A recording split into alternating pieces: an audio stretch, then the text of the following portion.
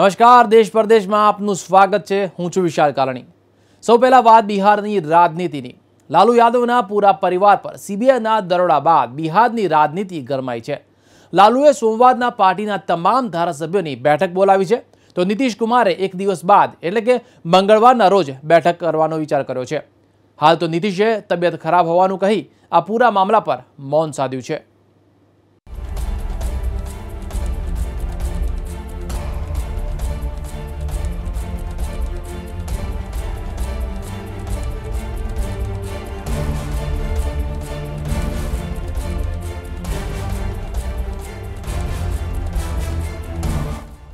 लालू यादवना पूरा परिवार पर सीबीआई અને ઈડીના દરોડા બાદ બિહારની રાજનીતિમાં મચી ગઈ છે હલચલ।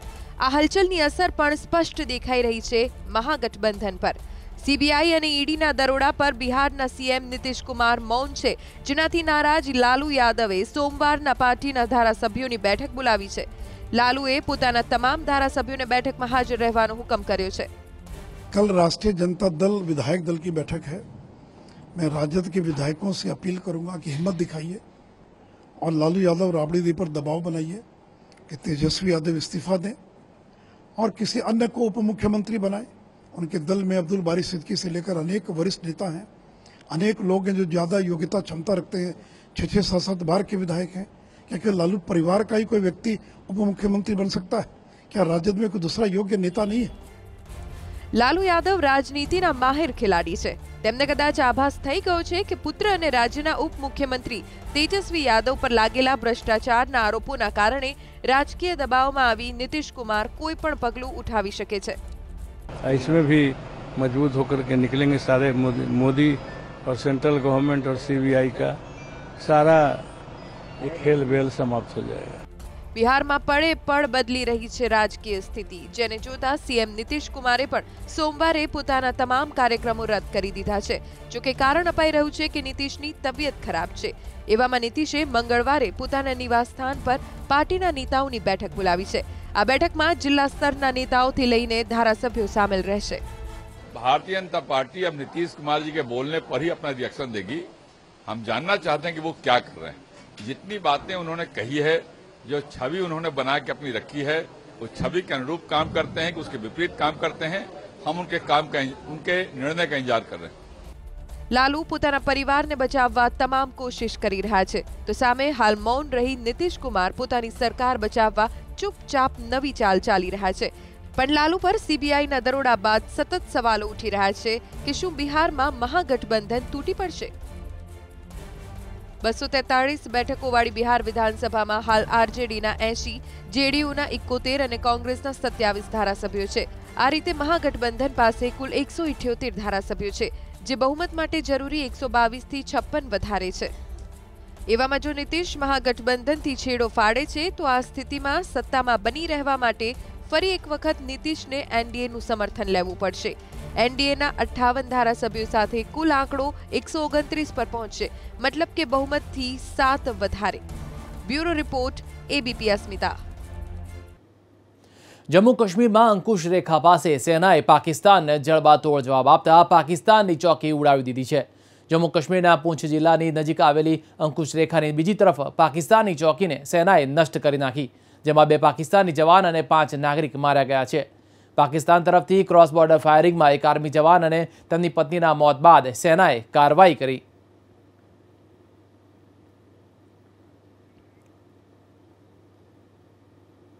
हैदराबादना भाजपना धारासभ्य टी राजासिंहे पश्चिम बंगाळना बशीरहाटमां थयेला रमखाण मुद्दे भड़कावनारुं निवेदन आप्युं।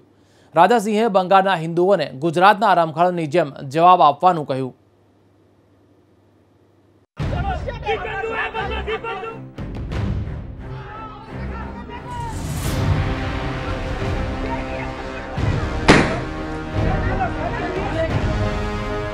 सांप्रदायिक दंगे करने वालों को गुजरात के हिंदुओं ने जो जवाब दिया था, आज उसी तरह से बंगाल के हिंदुओं को जवाब देने की आवश्यकता आ महाशय छे हैदराबाद थी भाजपना धारासभ्य टी राजासिंह, જેમણે પશ્ચિમ બંગાળના બશીરહાટ અને બદુડિયામાં થયેલા રમખાણોને લઈને ભડકાવનારું નિવેદન આપ્યું છે। રાજાસિંહે કહ્યું કે જે રીતે ગુજરાતના હિન્દુઓએ 2002માં સાંપ્રદાયિક રમખાણો કરનારાઓને જવાબ આપ્યો હતો, ઠીક એ જ રીતે પશ્ચિમ બંગાળના હિન્દુઓએ પણ જવાબ આપવાની જરૂર છે। 2002 में जिस प्रकार से गुजरात में जो हिंदुओं को जिन्होंने मारा था, गुजरात में जो हुआ था आप सबको याद है।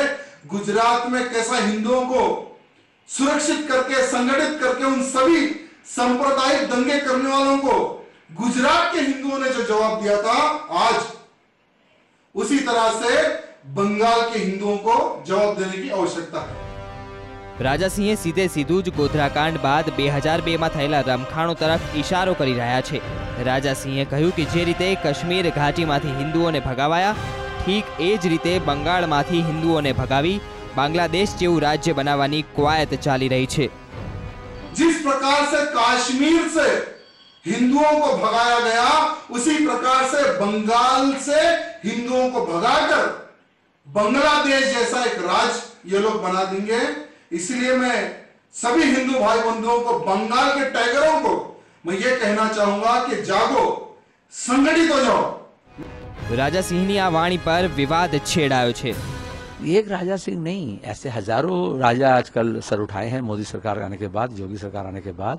बंगाल में कोई राजा नहीं है, लेकिन ऐसे कुछ प्रजा भी उनको मिल गए हैं जो रोजाना बंगाल में हिंदुओं के ऊपर आफत हो रहा है ये कह करके लोगों के दिमाग में जहर घोल रहे हैं। वहाँ पे ममता बनर्जी की सरकार भी ऐसे कुछ इकदाम लिए हैं जिसमें ऐसे दिखाया जा सकता है कि देखो ये एक तरफा राज कर रही है। लेकिन ममता बनर्जी या तृणमूल कांग्रेस का स्टाइल है, जहाँ जो मेजोरिटी है, जहाँ हिंदू मेजोरिटी है वहाँ हिंदू बन जाओ, जहाँ मुसलमान मेजोरिटी है वहाँ मुसलमान बन जाओ। अगर बीजेपी राम भक्त हो रहे हैं तो वो हनुमान भक्त हो रहे हैं। और इस तरह से सांप्रदायिकरण हो रहा है, ध्रुवीकरण हो रहा है। और इस सांप्रदायिक ध्रुवीकरण में राजा सिंह जैसे बयान, या ऐसे तृणमूल में भी ऐसे कुछ राजा हैं जो ऐसे बयान देते हैं जिसके भड़काव होता है। मैं समझता हूँ बंगाल की जनता लड़ने के लिए तैयार नहीं है।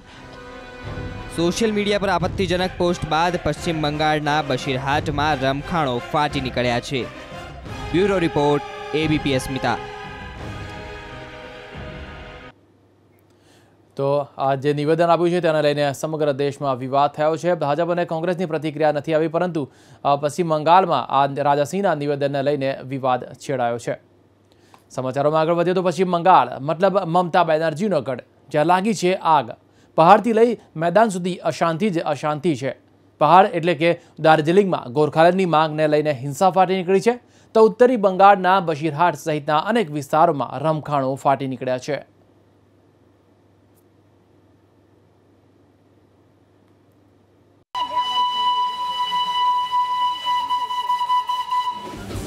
આ છે દાર્જિલિંગની મશહૂર ટોય ટ્રેન। દાર્જિલિંગથી સિલિગુડી સુધી ચાલનારી આ ટોય ટ્રેનને યુનેસ્કોએ વિશ્વ ધરોહરની સૂચિમાં સામેલ કરી છે। અલગ ગોરખાલેન્ડની માંગને લઈને શરૂ થયેલી હિંસાની આગે આ ટોય ટ્રેનને પણ લપેટમાં લઈ લીધી છે। સોનાદા સ્ટેશનના પ્લેટફોર્મથી ધુમાડો નીકળી રહ્યો છે। ગોરખાલેન્ડની માંગને લઈને દાર્જિલિંગમાં ચાલી રહેલું પ્રદર્શન શનિવારના હિંસક બની ગયું। પોલીસ ફાયરિંગમાં 3 આંદોલનકારીઓના મોત થતાં લોકોએ ખૂબ ઉપદ્રવ મચાવ્યો। હિંસક ભીડે સોનાદ્રા સ્ટેશનની સાથે પોલીસ ચોકીઓને પણ ફૂંકી દીધી। પોલીસ ફાયરિંગનો ઇનકાર કરી રહી છે, પરંતુ આ માટે ભાજપ અને લેફ્ટ મમતા સરકાર પર નિશાન તાકી રહી છે। दार्जिलिंग की स्थिति बिगड़ रही है और हम पिछले कुछ दिनों से वामपंथी ये कह रहे थे जमीनी हकीकत क्या है, लेकिन जमीनी हकीकत को नकार करके स्टेट गवर्नमेंट और सेंट्रल गवर्नमेंट जो पार्टियां हैं वो अपने फायदे के लिए किसी को कुछ ज़्यादा एमएलए मिल जाए, किसी को ज़्यादा एमपी मिल जाए, इसलिए वो इन तरह की शक्तियों को मदद दिए हैं। और जो दार्जिलिंग गोरखा हिल काउंसिल का मामला था, वहाँ से जो जीटीए हुआ तो उसमें जीटीए बनाने के बाद central government state government agree किए थे कि टाइम टू टाइम रिव्यू करेंगे दार्जिलिंग की स्थिति को, वो नहीं किए।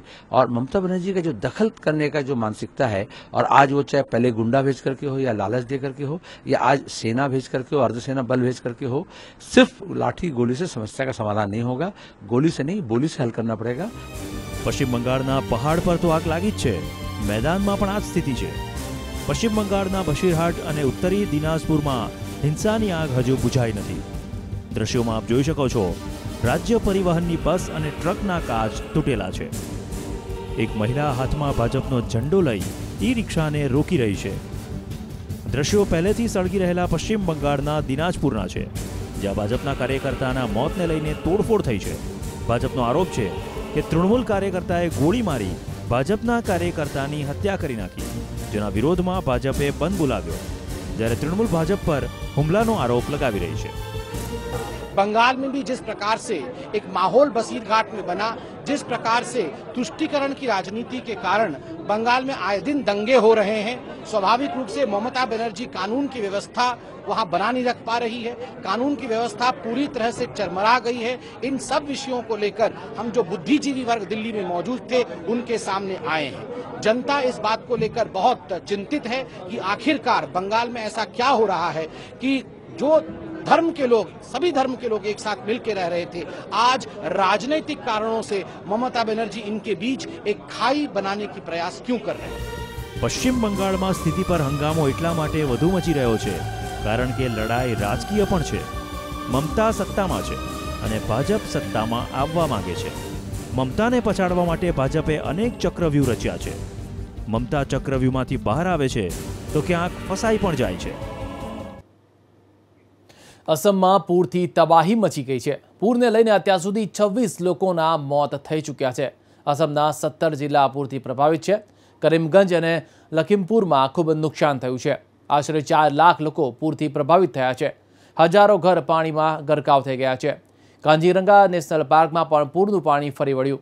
આ વખતે અસમમાં સામાન્યથી 134% વધુ વરસાદ ખાબક્યો છે, જેના કારણે આ પ્રકારની પરિસ્થિતિનું નિર્માણ થયું છે।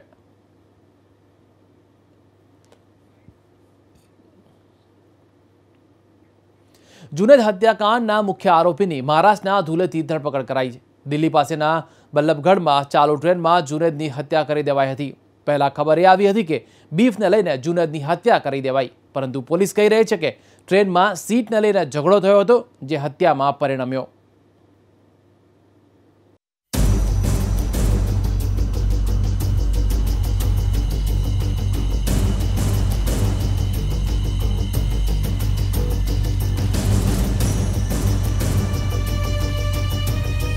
પોલીસની પકડમાં આ શખ્સ છે જુનૈદ હત્યાકાંડનો મુખ્ય આરોપી, જેને ફરીદાબાદ કોર્ટમાં રજૂ કર્યા બાદ 2 દિવસના રિમાન્ડ પર મોકલી દેવાયો છે।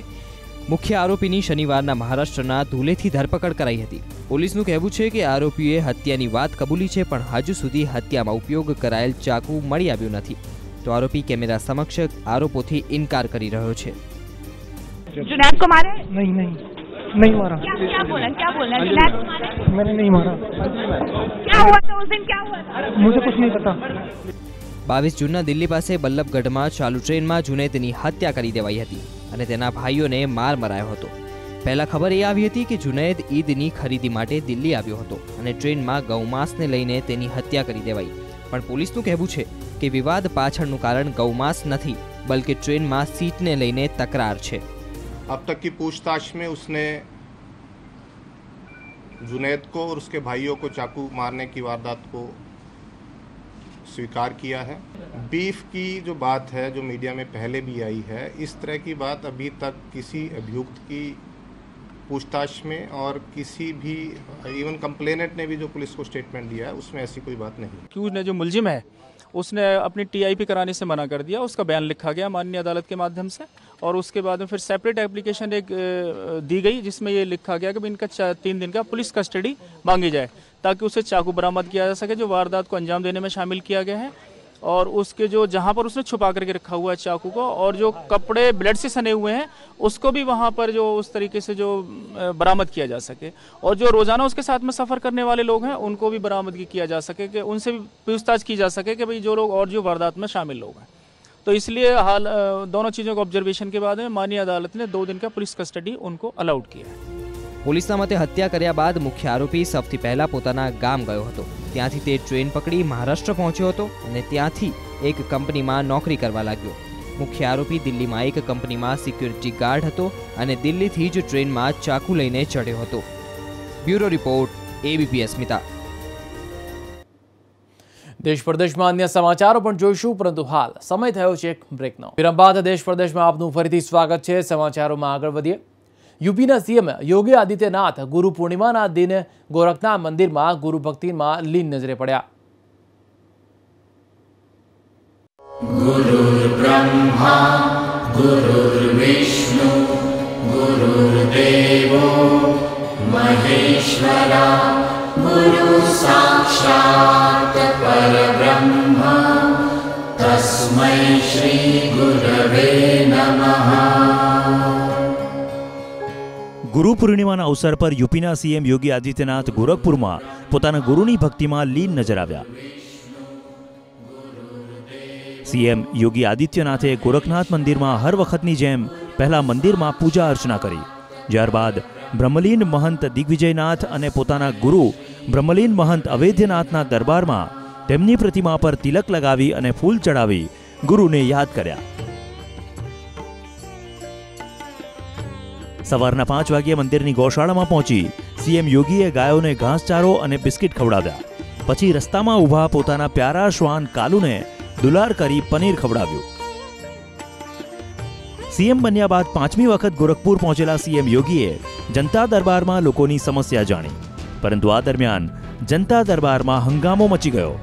સીએમ યોગીને ન મળી શકવા પર એક મહિલાએ હંગામો મચાવ્યો, જેનાથી અફરાતફરી મચી ગઈ અને તેના કારણે 3 લોકો ઘાયલ થઈ ગયા. બ્યુરો રિપોર્ટ, એબીપી અસ્મિતા. મધ્યપ્રદેશમાં એક ખેડૂતની દર્દભરી દાસ્તાન સામે આવી છે. ખેતર ખેડવા માટે બળદ ખરીદી ન શકનાર ખેડૂતે પોતાની 2 દીકરીઓને હળથી જોડી અને લાચારીવશ ખેતર ખેડવું પડી રહ્યું છે.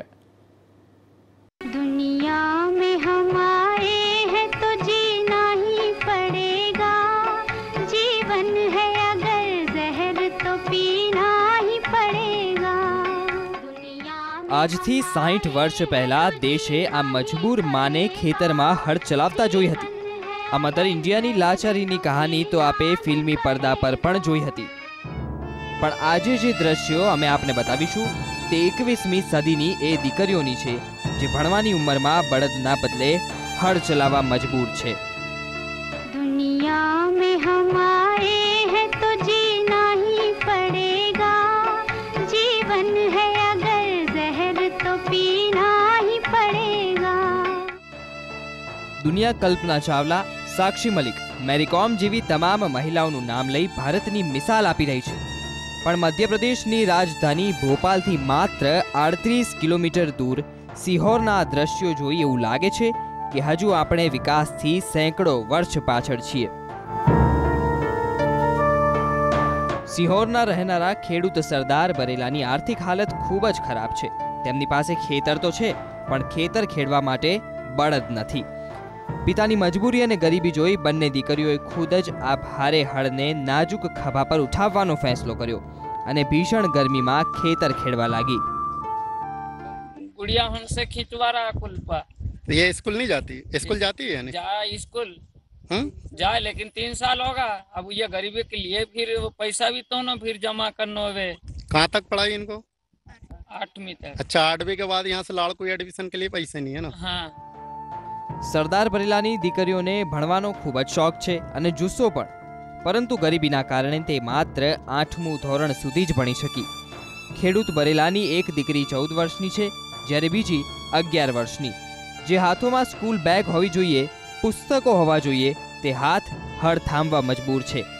પિતા ઈચ્છે છે કે દીકરીઓ સ્કૂલ જાય, પણ જાય કેવી રીતે? ખાવાના પૈસા નથી તો અભ્યાસ કઈ રીતે? મધ્યપ્રદેશને દીકરીઓનો પ્રદેશ માનવામાં આવે છે કારણ કે રાજ્યના મુખ્યમંત્રી શિવરાજસિંહ ચૌહાણ ખુદને પ્રદેશની દીકરીઓના મામા કહે છે. बचपन से ही मैं देखता था, गांव में पैदा हुआ इसलिए बेटा और बेटी में भेदभाव स्पष्ट रूप से दिखाई देता था. बेटा आए, बधाइयां गाओ, ढोल बजाओ, हवाई फायर करो, जिसके यहाँ बंदूक होती थी, खुशी की लहर दौड़ जाती थी.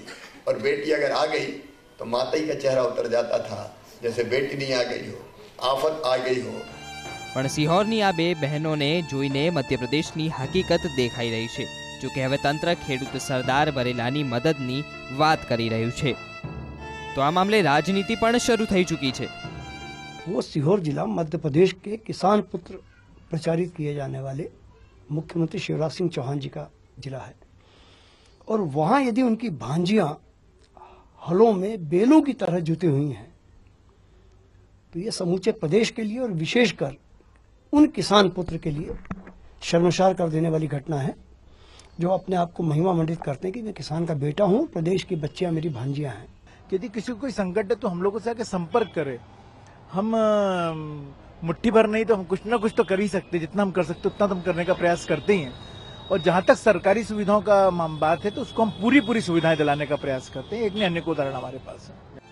સિહોરની આ બે બહેનોને જોઈને એક સવાલ એ પણ થાય છે કે મધ્યપ્રદેશમાં ખેડૂતો આટલા લાચાર કેમ થઈ ગયા છે। ખેડૂત આંદોલનને કારણે છેલ્લા એક મહિનામાં 30થી પણ વધુ ખેડૂતો આત્મહત્યા કરી ચૂક્યા છે। ખેડૂતો પર 74,000 કરોડ રૂપિયાનું દેવું છે। બ્યુરો રિપોર્ટ, એબીપી અસ્મિતા। આઈએસના આતંકનો ગઢ માનવામાં આવતા ઈરાકના મોસુલ શહેર પર ઈરાકે કબજો કરી લીધો છે। ઈરાકના પ્રધાનમંત્રી હૈદર અલ અબ્દીએ મોસુલ પહોંચીને ખુદ આ વાતનું એલાન કર્યું છે। તેમણે પોતાની સેનાને ઇસ્લામિક સ્ટેટના ખાત્મા માટે અભિનંદન પાઠવ્યા। 3 વર્ષ પહેલા જિહાદીઓએ મોસુલ પર કબજો કરી લીધો હતો, ત્યારબાદ ગત મહિનાથી મોસુલને પરત મેળવવા માટે સંઘર્ષ ચાલી રહ્યો હતો। આ સંઘર્ષમાં હજારો સામાન્ય નાગરિકો મોતને ભેટ્યા। પીએમના એલાન બાદ ઈરાકી સેનાએ મોસુલના રસ્તાઓ પર જશ્ન મનાવ્યો। જોકે સ્થાનિક મીડિયાનું કહેવું છે કે પીએમના એલાન દરમિયાન પણ અહીં ગોળીબારીના અવાજો સંભળાઈ રહ્યા હતા।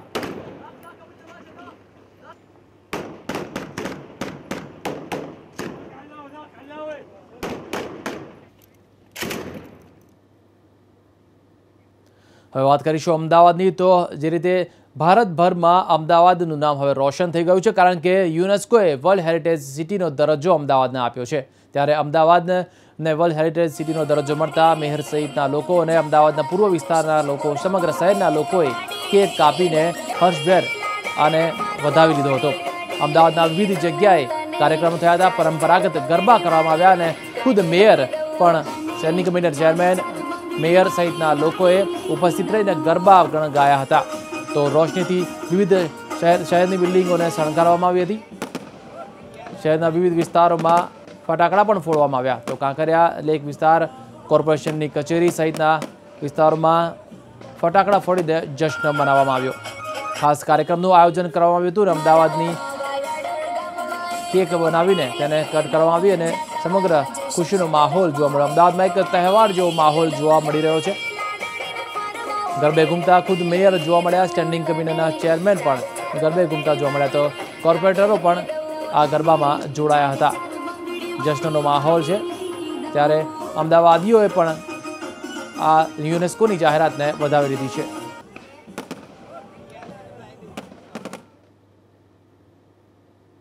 તો દેશ પરદેશમાં અત્યારે બસ આટલું જ। વધુ સમાચાર માટે આપ જોતા રહો એબીપી અસ્મિતા।